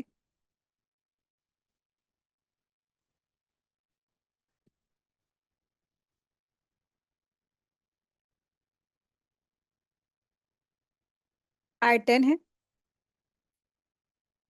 جو انکار کرنے والے ہیں ان کے لیے عذاب کا تذکرہ ہے یہاں پہ آیت 10 سے آیت 18 تک کی۔ اور جو کچھ تو اور جو کچھ وہ کہیں تو سہتا رہے اور انہیں اچھی طرح چھوڑے رکھ۔ آیت 11، اور مجھے اور ان جھٹلانے والے آسودہ حال لوگوں کو چھوڑ دے اور انہیں ذرا سی مہلت دے۔ آیت 12 13، یقیناً ہمارے یہاں سخت بیڑیاں ہیں اور سلگتی ہوئی جہنم ہے، اور حلق میں اٹکنے والا کھانا اور درد دینے والا عذاب ہے، جس دن زمین اور پہاڑ تھر تھرا جائیں گے اور پہاڑ مثل بھربھری ریت کے ٹیلوں کے ہو جائیں گے۔ آیت 15 ہے، ہم نے تو تمہاری طرف ہم نے تو تمہاری طرف بھی تم پر گواہی دینے والا رسول بھیج دیا، جیسے کہ ہم نے فرعون کے پاس رسول بھیجا تھا۔ فرعون نے اس رسول کی نافرمانی کی جس کی بنا پر ہم نے اسے سخت بوال کی پکڑ میں لیا۔ اگر تم کافر رہے تو اس دن کیسے پناہ پاؤ گے جو دن بچوں کو بوڑھا کر دے گا۔ آیت 18 ہے، جس دن آسمان پھٹ جائے گا، اللہ تعالیٰ کا یہ وعدہ ہو کر ہی رہنے والا ہے۔ تو یہاں اللہ تبارک تعالیٰ نے اپنے نبی کو کفار کی طعن اور آمیز باتوں پر صبر کرنے کی ہدایت فرمائی اور فرمایا کہ انہیں ان کے حال پر بغیر ڈانٹ ڈپٹ کے ہی چھوڑ دیجیے، میں خود ان سے نپٹ لوں گا، میرے غضب اور غصے کے وقت دیکھ لیں گا کیسے یہ لوگ نجات پا سکتے ہیں۔ ہاں، ان کے مالدار خوشحال لوگوں کو جو بے فکر ہیں نا، انہیں وہ جو آپ کو ستانے کے لیے باتیں بنا رہے ہیں، جن پر دوہرے حقوق ہیں، مال کے اور جان کے، اور ان میں سے ایک بھی ادا نہیں کرتے، تو ان سے بے تعلق ہو جائیے، پھر آپ دیکھیں گے کہ ان کے ساتھ کیا کیا ہوتا ہے۔ بس تھوڑی دیر کیا ہے دنیا میں جو یہ چاہے فائدہ اٹھا لے، مگر انجام تو کیا ہے؟ عذابوں میں وہ پھنسیں گے، عذاب میں وہ گھرے ہوں گے۔ آیت 19 دیکھیں، بے شک یہ نصیحت ہے، پس جو چاہے اپنے رب کی طرف راہ اختیار کرے۔ تو قرآن کریم کو یہاں پہ نصیحت کہا گیا ہے۔ آیت نمبر دیکھیے 20، آپ کا رب بخوبی جانتا ہے کہ آپ اور آپ کے ساتھ کے لوگوں کی ایک جماعت قریب 2/3 رات کے اور آدھی رات کے اور 1/3 رات کے تہجد پڑھتی ہے، اور رات دن کا پورا اندازہ اللہ تعالیٰ ہی کو ہے۔ وہ خوب جانتا ہے کہ تم اس سے ہرگز نہ نبھا سکو گے، پس اس نے تم پر مہربانی کی، لہٰذا جتنا قرآن پڑھنا تمہارے لیے آسان ہو اتنا ہی پڑھ لو، وہ جانتا ہے کہ تم میں بعض بیمار بھی ہوں گے، بعض دوسرے زمین میں چل پھر کر اللہ تعالیٰ کا فضل تلاش کر رہے ہوں گے، اور کچھ لوگ اللہ تعالیٰ کی راہ میں جہاد بھی کریں گے۔ سو تم بآسانی جتنا قرآن پڑھ سکو پڑھ لو، اور نماز کی پابندی رکھو، اور زکوٰۃ دیتے رہا کرو، اور اللہ تعالیٰ کو اچھا قرض دو، اور جو نیکی تم اپنے لیے آگے بھیجو گے، اسے اللہ تعالیٰ کے یہاں بہتر سے بہتر اور ثواب میں بہت زیادہ پالو گے۔ اللہ تعالیٰ سے معافی مانگتے رہو، یقیناً اللہ تعالیٰ بخشنے والا ہے، مہربان ہے۔ تو یہاں پر اب دراصل اللہ تبارک تعالیٰ نے حکم دیا ہے کہ 5 وقتہ نماز کے فرض ہونے سے پہلے قیام اللیل یعنی تہجد کی نماز کیا تھی؟ فرض تھی۔ جب 5 وقت کی نمازی احکامات کے آنے کے بعد تہجد کی نماز کو صرف نبی صلی اللہ علیہ وسلم کے لیے فرض کے طور پر برقرار رکھا گیا اور امت کے لیے اس فرضیت کو ختم کر دیا گیا۔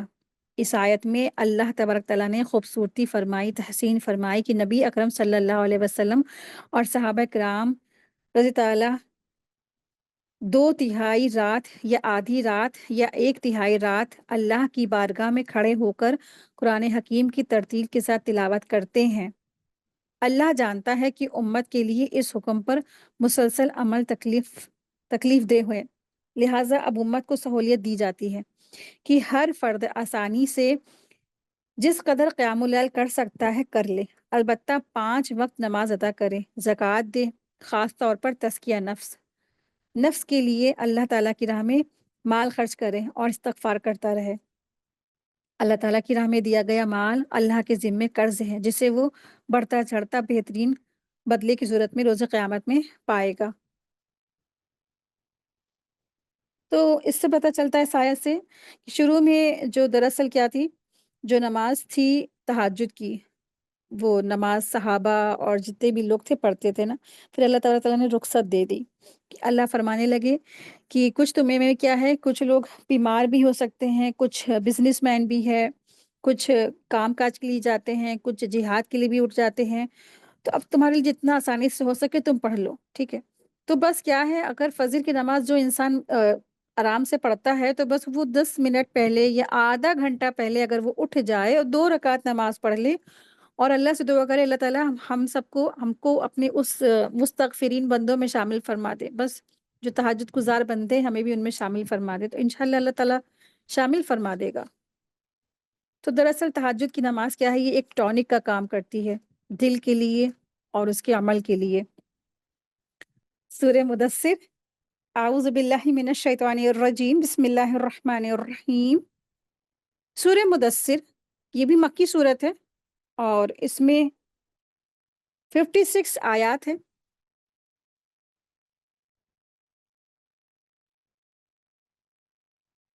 عربی زبان میں شعار اس کپڑے کو کہتے ہیں جو جسم سے لگا ہو، اور ان کپڑوں کے اوپر سے جو چادر اوڑھی جائے اس کو دسار کہتے ہیں۔ اس طرح مدثر کے معنی چادر لپیٹنے والے کے ہوئے۔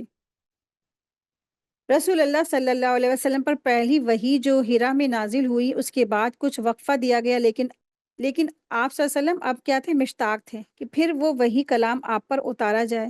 چنانچہ آپ صلی اللہ علیہ وسلم نے اسی فرشتے کو افق پر دیکھا اور آپ صلی اللہ علیہ وسلم پر کپ کپی طاری ہو گئی۔ آپ صلی اللہ علیہ وسلم نے اپنے دولت خانے یعنی اپنے گھر میں تشریف لائے اور خدیجہ رضی اللہ عنہا سے فرمایا، مجھے چادر اڑا دو، مجھے چادر اڑا دو۔ چنانچہ اللہ تعالیٰ نے آپ صلی اللہ علیہ وسلم کو مدثر یعنی چادر لپیٹنے والے کے لفظ سے خطاب فرمایا۔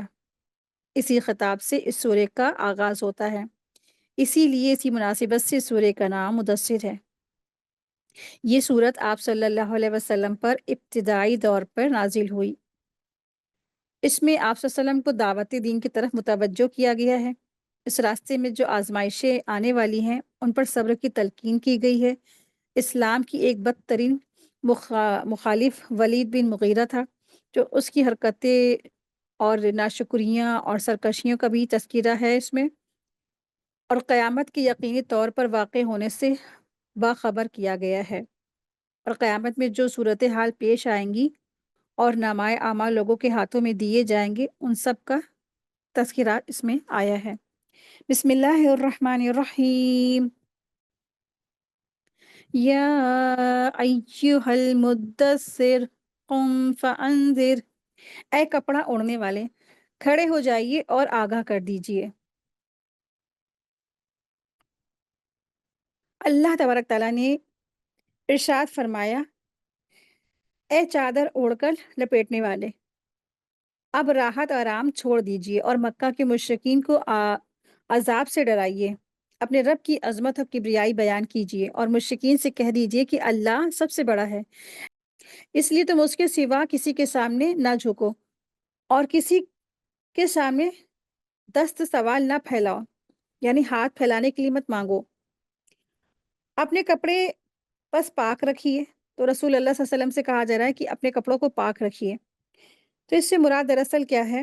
تمام اعمال ہے۔ گویا اللہ تعالیٰ نے آپ کو نصیحت کی کہ آپ اپنے تمام اعمال کو نام و نمود اور ریاکاری، نفاق اور کبر و تکبر اور غفلت اور کاہلی سے پاک صاف رکھے۔ دراصل سارے مومنوں سے خطاب ہے، رسول اللہ صلی اللہ علیہ وسلم سے بات کہہ کر سارے مسلمانوں سے خطاب ہے کہ ایک جب مسلمان ایمان لاتا ہے تو اس کو کیا کرنا ہے؟ اس کو اسی طرح کرنا ہے کہ اسے اٹھ کھڑا ہونا ہے اللہ تعالیٰ کی راہ میں، اور پھر اپنی صفائی رکھنی ہے۔ یا جب بھی آپ اللہ کی راہ میں نکلتے ہیں تو اپنے سب سے پہلے آپ کو اپنا لباس صاف کرنا ہے، اپنے کپڑوں کی صفائی کرنی ہے۔ پہلی ہوتی ہے ظاہری صفائی، پھر ہوتی ہے باطنی صفائی۔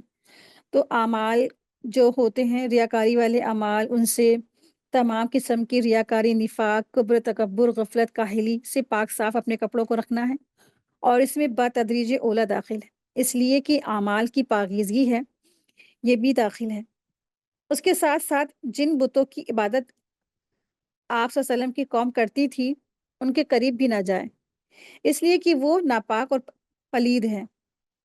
اور اسی طرح لوگوں کے ساتھ ساتھ دینی یا دنیاوی احسان کر جتلائیے مت، اور آپ کے دل میں یہ بات بھی نہ آئے کہ آپ نے فلاں پر بڑا احسان کیا ہے، بلکہ جتنا ہو سکے بھلائی کیے جائیے اور اس کے اجر و ثواب کی امید اللہ تعالیٰ سے رکھیے۔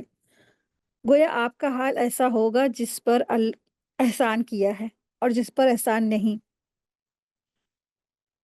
دونوں ہی آپ کی نظروں میں برابر ہوں۔ اسلام کی دعوت کی راہ میں آپ کو مخالفین کی جانب سے جو بھی تکلیف پہنچتی ہے، اس پر اپنے رب کی رضامندی کی نیت سے صبر کرتے چلے جائیے۔ تو اللہ تبارک تعالیٰ نے یہاں پر ارشاد فرمایا ہے، یا ایھا المدثر، اے اور لپیٹ کر لیٹنے والے، قم فانذر، بس کھڑے ہو جائیے، وربک فکبر، اور اپنے رب کی بڑائی بیان کیجیے، وثیابک فطہر، اور اپنے کپڑے پاک صاف رکھیے، والرجز فہجر، ناپاکی کو چھوڑ دیجیے۔ والرجز فہجر، اس کا لفظی معنی ہے اور پلیدگی کو پس چھوڑ دیجیے۔ مطلب یہ ہے کہ ہر قسم کی پلیدگی سے علیحدہ رہیے، یعنی بتوں کی عبادت چھوڑ دیجیے۔ یہ دراصل لوگوں کو آپ صلی اللہ علیہ وسلم کے ذریعے سے حکم دیا جا رہا ہے کہ شرک جیسی پلیدگی جو ہے اس کو چھوڑ دیجیے۔ اس آیت کا شان نزول یہ ہے کہ حضرت جابر بن عبداللہ کہتے ہیں کہ میں نے آپ صلی اللہ علیہ وسلم سے سنا ہے، آپ صلی اللہ علیہ وسلم نے ارشاد فرمایا کہ ایک دفعہ چلتے چلتے میں نے آسمان سے ایک آواز سنی، تو آسمان کی طرف سے اسی فرشتے کو دیکھا جو ہیرا میں میرے پاس آیا تھا۔ وہ آسمان اور زمین کے درمیان ایک کرسی پر بیٹھا تھا۔ اسے دیکھ کر میں اتنا ڈر گیا کہ مارے ڈر کے میں زمین پر گر گیا۔ پھر اس کے بعد گھر آیا تو گھر والوں سے کہا کہ مجھے چادر اڑا دو، مجھے چادر اڑا دو۔ پھر اللہ تبارک تعالیٰ نے یہ آیتیں نازل فرمائی، بخاری کی حدیث میں سے ہے۔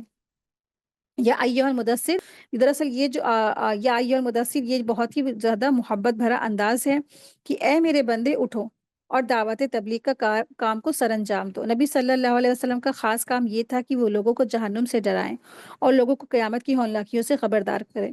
تو ایک دین کے داعی کا کام ہوتا ہے کہ لوگوں کو شفقت کے ساتھ ڈرانا ہوتا ہے، ایک ڈرانا ہوتا ہے اور ایک کیا ہے، خیر اور خیر خواہی کے ساتھ، شفقت کے ساتھ لوگوں کو آگاہ کرنا۔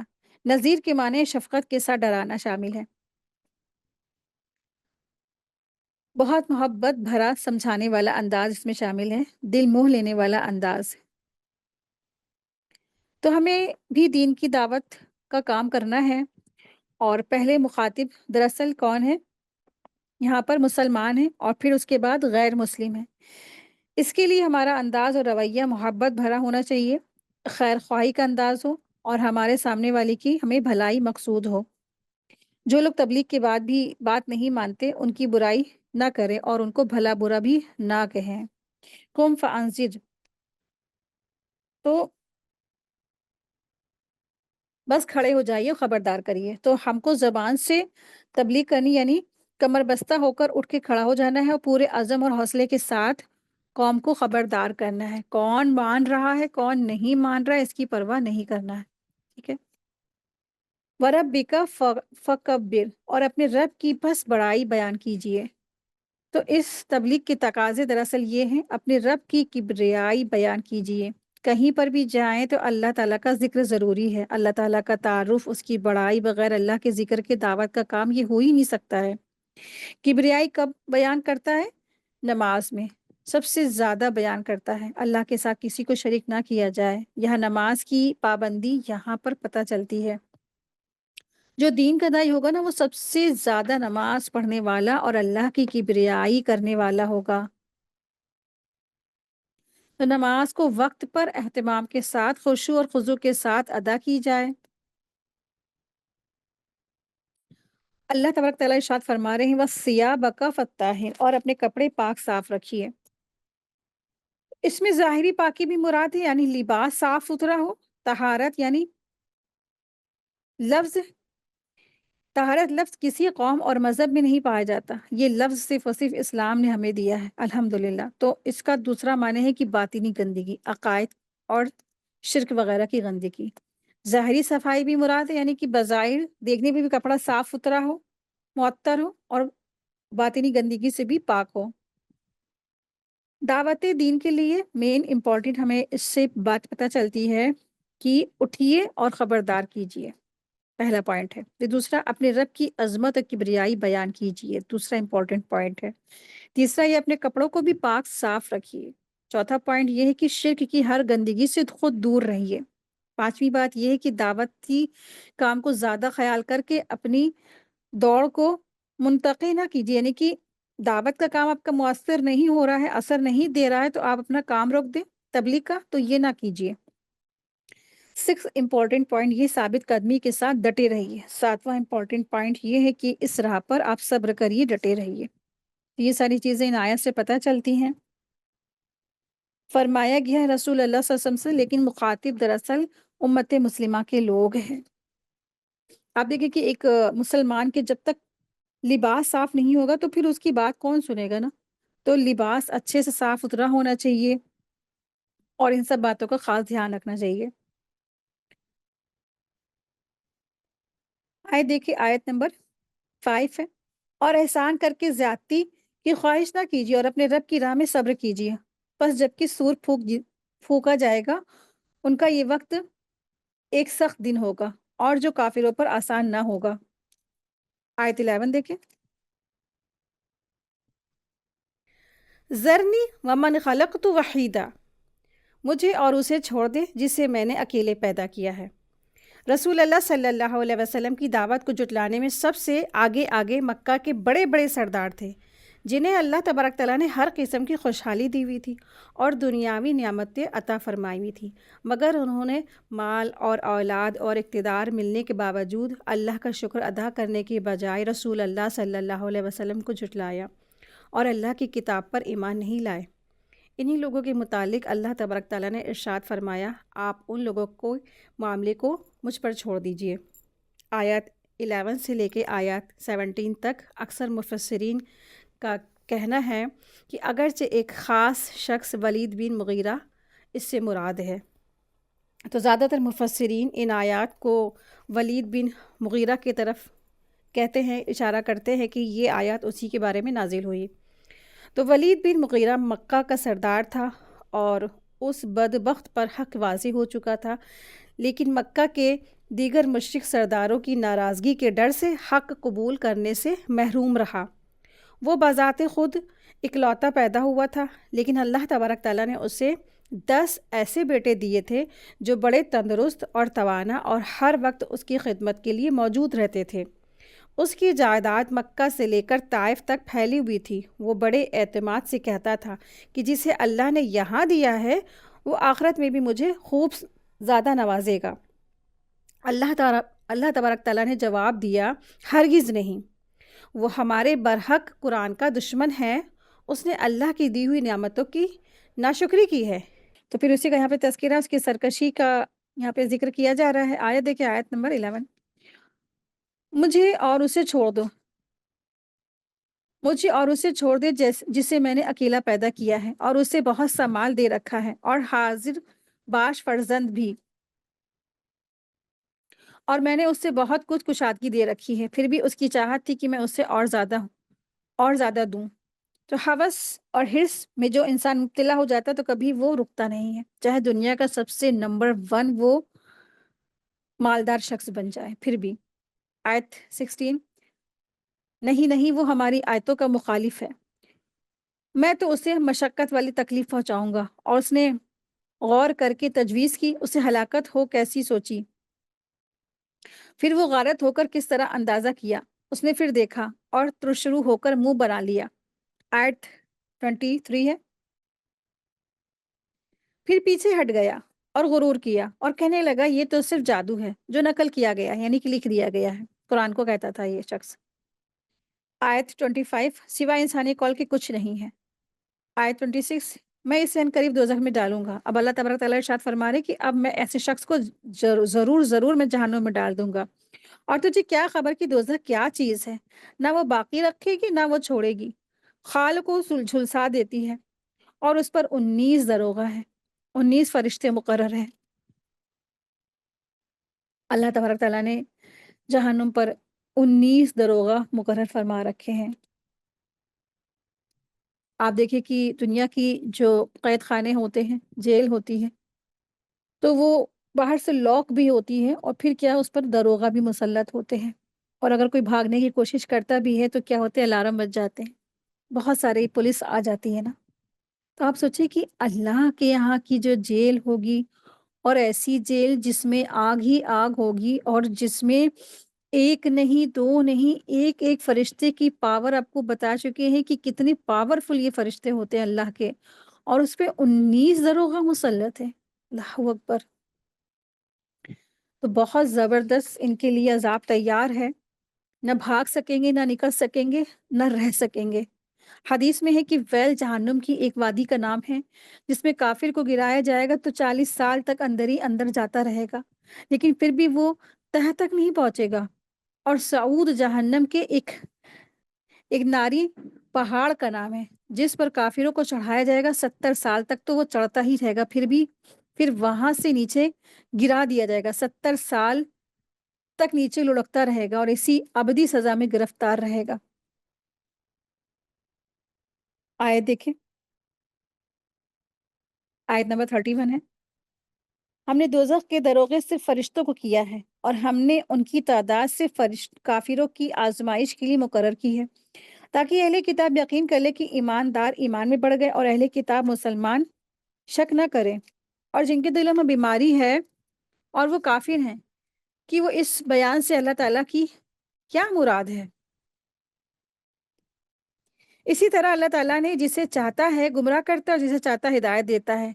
तेरे रब के लश्करों को उसके सिवा कोई नहीं जानता। ये तो तमाम बनी आदम के लिए सरासर पंद व नसीहत है। अल्लाह तबारक तआला ने यहाँ पर इरशाद फरमाया है कि ये जो उनके लिए अल्लाह तबारक तआला ने एक आज़माइश मुसल्लत कर रही थी, कि आयत नंबर 29-30 में अल्लाह ने फरमाया ना कि उन पर क्या है, जहन्नुम पर 19 दरोगा हैं। जो 19 का जो लफ्ज़ आया, तो ये जो कुफ़ारे मक्का थे, इन्होंने इस बात का बहुत मज़ाक उड़ाया।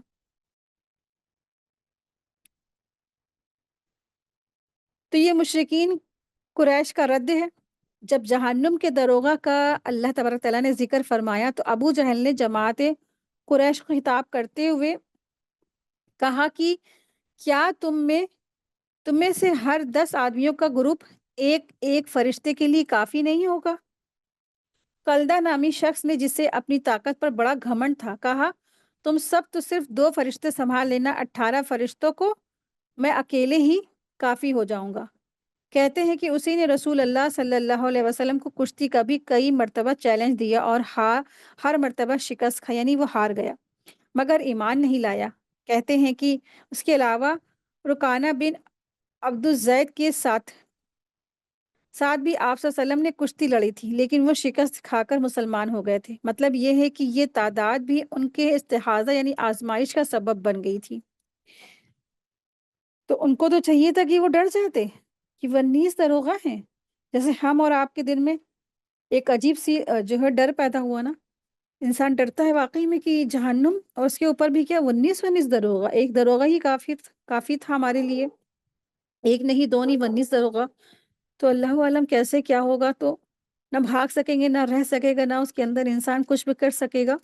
تو بہتر یہی کہ ابھی ہم اپنے اعمال کی اصلاح کر لینا، تو مومن کا تو یہی خیال آتا ہے۔ لیکن جو کافر ہوتے ہیں، جو کفر کرنے والے ہوتے ہیں، وہ مذاق اڑاتے ہیں، گنتی کے پیچھے پڑ گئے، ایک کو تم نپٹ لینا، باقی 18 سے ہم نپٹ لیں گے، اسی طرح سے نعوذ باللہ انہوں نے استحاضہ کیا، فن کیا، مذاق اڑایا۔ تو اب ان کے لیے کیا ہے، اللہ تبارک تعالیٰ نے آخرت میں عذاب تیار کر رکھے ہیں۔ آیت نمبر دیکھیں 32۔ سچ کہتا ہوں، قسم ہے چاند کی اور رات کی جب وہ پیچھے ہٹے، اور صبح کی جب وہ روشن ہو جائے۔ یقیناً جہنم بڑی چیزوں میں سے ایک ہے، بنی آدم کو ڈرانے والی، یعنی اسے جو تم میں سے آگے بڑھنا چاہے یا پیچھے ہٹنا چاہے۔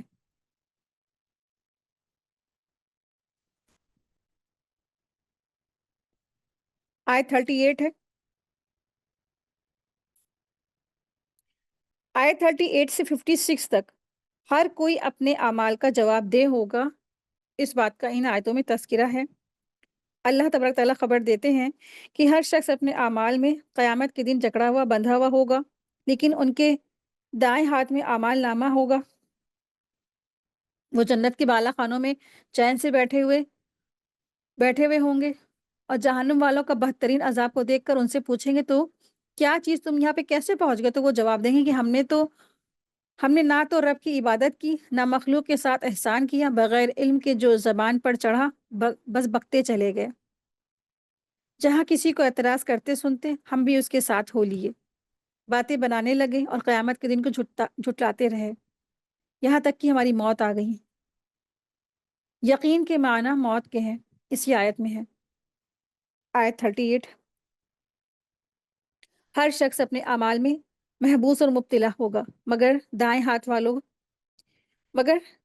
والے، کہ وہ بہشتوں میں بیٹھے ہوں گے۔ گناہ گاروں سے سوال کرتے ہوں گے کہ تمہیں دوزخ میں کس چیز نے لا ڈالا؟ وہ جواب دیں گے کہ ہم نماز نہیں پڑھتے تھے۔ ٹھیک ہے، کتنی تھرا دینے والی یہ آیتیں ہیں۔ جنتی لوگ جہنم والے سے پوچھیں گے کہ کیا چیز تمہیں یہاں لے آئی؟ تو وہ جواب دیں گے کہ ہم نماز نہیں پڑھتے تھے، ہم نمازی نہیں تھے، ہے نا۔ جہنم، اس سے کیا پتہ چلتا ہے؟ انسان جہنم میں چلا جائے گا اگر اس نے نماز نہیں پڑھی، نماز ہی نہیں ادا کی۔ ہم اپنے اولادوں سے، اپنے بچوں سے، اپنے بھائی بہن سے، اپنے ماں باپ سے بہت محبت کے دعوے تو کرتے ہیں، ان کی محبت میں ان کے ہم بہت کیئر کرتے ہیں، لیکن کبھی ہم ان کی نمازوں کے لیے فکر مند ہوتے ہیں کیا؟ اگر ہم اپنی شوہروں سے محبت کرتے ہیں تو اپنے شوہر کو ہمیں چاہیے کہ ہم ان کو نماز کے لیے کہیں، وہ بھی جماعت کے ساتھ۔ اپنے بیٹوں سے محبت کرتے ہیں تو ہمیں چاہیے کہ اپنے بیٹوں سے کہیں کہ جماعت کے ساتھ نماز ادا کرو بیٹا۔ بیٹیوں سے اگر محبت کرتے ہیں کہ ٹھیک ہے وہ پڑھائی میں آگے ہوں، فرسٹ آئیں، اللہ کرے ہر جگہ وہ ٹاپ کرے، لیکن ساتھ ہی ساتھ وہ نماز میں بھی بہترین نماز ادا کرنے والیاں ہوں۔ تو نماز نہ پڑھنے کی وجہ سے، نماز کو نہ ادا کرنے کی وجہ سے یہ لوگ جہنم میں رسید ہو گئے۔ دوسرا کیا کام تھا؟ آیت 44۔ اور نہ مسکینوں کو وہ کھانا کھلاتے تھے۔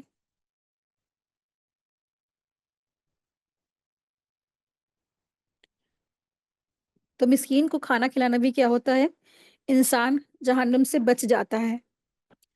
لیکن جو شخص اپنی ہی زندگیوں میں موج مست ہے، مہنگے مہنگے ریسٹورنٹ میں کھا رہا ہے، مہنگی مہنگی چیزیں بنا رہا ہے، اسٹیٹسوں پہ لگا رہا ہے، اور اپنی ہی زندگی میں خوش ہے، اوروں کو کھلانے کی اسے فکر نہیں، تو ایسے لوگ بھی کہاں ہیں؟ جہنم میں چلے جائیں گے۔ تو وہ کوئی بھی ہو سکتا ہے۔ تو یہ ضروری ہے کہ ہم جیسا خود بھی کہتے ہیں نا، تو کم سے کم ہمیں مہینے میں ایک دن تو ایسا بنانا چاہیے کہ ہم اس دن کسی غریب کو کھانا کھلائیں۔ اگر ہم سے مہینے میں نہیں ہو سکتا تو ٹھیک ہے، ہم کم سے کم 2 مہینے میں کر لیں، 3 مہینے میں کر لیں، تو ہم یہ سلسلہ جاری رکھیں کہ کچھ مسکینوں کا کھانا بنا کے ہم ان لوگوں کو دے کر آئیں۔ تو یقین جانیے ایسا قلبِ سکون ملتا ہے کہ جو ہم آپ کو لفظوں میں نہیں بتا سکتے ہیں۔ آپ نا اگر لاکھوں کا سیٹ پہنیں گے تو آپ کو وہ سکون نہیں ملے گا۔ اگر آپ نے کچھ 10-20 مسکینوں کو کھانا کھلا دیا تو آپ کو وہ سکون ملے گا جو دنیا میں آپ کو کہیں نہیں ملے گا۔ تو مسکینوں کو کھانا کھلانا بھی کیا ہوتا ہے کہ انسان جہنم سے بچنے کا وہ باعث بن جاتا ہے۔ تو اپنی زندگیوں میں کچھ وقت نکالیں، اگر نہیں پکا سکتے تو پکا پکایا لے کر کے ڈبوں میں پیک کر کے پولیتھین سے پیک کر کے بانٹیں، اپنے آس پاس گھروں میں بانٹیں، محلے میں بانٹیں، بستیوں میں بانٹیں، اسکوٹی میں رکھ کے، بیگ میں رکھ کے یا کار میں رکھ کے کہیں پر بھی رکھ کے کچھ پیکٹس بنائیں، اوروں کو کھانا کھلائیں۔ تو یہ بہت نیکی کا کام ہے۔ آج ہمارا یہ کام غیر مسلمین نے اپنا لیا، لیکن آج ہم نے یہ کام کو چھوڑ دیا، تو ان کو جہنم میں بھی پہنچا دیا جائے گا جنہوں نے اپنی زندگیوں میں موج مست رہے، کسی غریب کو کھانا نہیں کھلاتے تھے۔ آیت 45۔ اور ہم بحث کرنے والے انکاریوں کا ساتھ دے کر بحث و مباحثہ میں مشغول رہا کرتے تھے۔ ٹھیک ہے، تو ان کی یہ بھی ایک برائی یہ بیان ہوئی ہے۔ بس بات ہو رہی ہے، لڑائی جھگڑا ہو رہا ہے، بیچ میں کود پڑے، ہماری بہن سے بحث ہو رہی تو ہم کود پڑے، ہمارے گھر والوں سے بحث ہو رہی ہم کود پڑے، ہمارے کسی خونی رشتہ دار سے بحث ہو رہی تو ہم کود پڑے۔ ہم نے یہ نہیں دیکھا کہ بات کیا ہے، حق کیا ہے، باطل کیا ہے، بس بحث مباحثہ ہو رہی تھی، بس آنکھ بند کر کے ہم تو کود پڑے۔ تو بحث مباحثہ سے بہت زیادہ بچیں اور پہلے چیک کر لیں کہ بات ہے کس چیز کی، کوئی حق پر ہے کہ نہیں ہے، کوئی باطل پر تو نہیں تو ہم اس کے ساتھ میں بحث کرنے کے لیے اس کی طرف سے طرفداری کرنے کھڑے ہو گئے، نہیں۔ تو ایسا نہیں کرنا انسان کو، ٹھیک ہے۔ تو ہمیشہ دیکھیں کہ کون حق پر ہے، کون باطل پہ ہے، ہمیشہ آنکھ بند کر کے سب کی طرف سے بحث کرنے نہ کھڑے ہو جائیں۔ بحث کرنے والا بھی وہ بھی جہنم میں پہنچ گیا۔ آیت 46۔ اور جزا سزا کے دن کو بھی ہم نے سچا نہیں جانتے تھے، ٹھیک ہے۔ تو ایکسکیوز می، تو جو آج ہمارے اعمال ہیں نا، آج ہم سب کے وہ اعمال ہیں کہ واقعی میں ہم نے اپنے اعمال سے یہ ثابت کر دیا کہ ہم قیامت کو نہیں مانتے ہیں۔ ہمارے اعمال اتنے برے ہو چکے ہیں، آج مسلمانوں کے اعمال اتنے برے ہو چکے ہیں کہ وہ نہیں مانتے کہ قیامت واقع ہوگی۔ اگر مانتے ہوتے تو وہ عمل کرتے ہوتے تو دکھتا، لیکن اس کا مطلب کیا ہے؟ عمل ندارت ہے۔ آیت 47۔ یہاں تک کہ ہمیں موت آ گئی، زندگی ایسے گزاری کہ زندگی کبھی نہیں ملے گی دوبارہ، صرف اور موج مستی، مٹر گستی، عیش عشرت، گھومنا پھرنا، کھانا اور نماز قضا کرنا، نہ مسکینوں کو کھلانا، نہ غریبوں کو مدد کرنا، نہ نمازیں ادا کرنا، اور بس لوگوں سے جو کوئی پہنچانے آیا اللہ کا بندہ تبلیغ تو ان سے بحث و مباحثہ کرنا۔ تو یہاں تک کہ موت نے آ کے جکڑ لیا، موت اچانک سے آ کے کھڑی ہو گئی۔ آیت 48۔ بس انہیں سفارش کرنے والوں کی سفارش نفع نہ دے گی، ٹھیک ہے۔ جو لوگ یہ سوچتے ہیں کہ میرا بچہ ہے، ہم اس کو حافظہ قرآن کرا رہے ہیں، ٹھیک ہے، یہ میرے قیامت کے دن میری سفارش کرا لے گا، ہم تو اپنی زندگی جیسے انجوائمنٹ سے چاہیں کرا لیں، ہم نے جیسی زندگی گزارنی ہے گزار لیتے، فل انجوائے، فل اپنی زندگی گزار رہے ہیں، بس ایک بچے کو حافظہ قرآن بنا دے، اٹھا کے ڈال دیے مدرسے میں تو یہ ہماری سفارش کرا دے گا، تو نہیں، ایسا نہیں ہے۔ ہر انسان سے اس کے اعمال کے بارے میں پوچھ گچھ ہوگی۔ کسی کا نہ انبیاء ہونا، باپ کا انبیاء ہونا تک کی کام نہیں آئے گا، بیٹے کا نبی ہونا تک کام نہیں آئے گا، بھائی کا رسول ہونا تک کام نہیں آئے گا، جب تک خود انسان اپنی اس نے اعمال اچھا نہیں کیا ہوگا۔ آیت 49۔ انہیں کیا ہو گیا کہ نصیحت سے منہ موڑ رہے ہیں۔ آیت 50۔ گویا کہ وہ بتکے ہوئے گدھے ہیں، ٹھیک ہے۔ کتنی بری مثال اللہ تبارک تعالیٰ نے دی ایسے شخص کی جو حق کی بات نہیں مانتا اور حق سے پیچھے بھاگ جاتا، اس کی مثال گدھے کی سی۔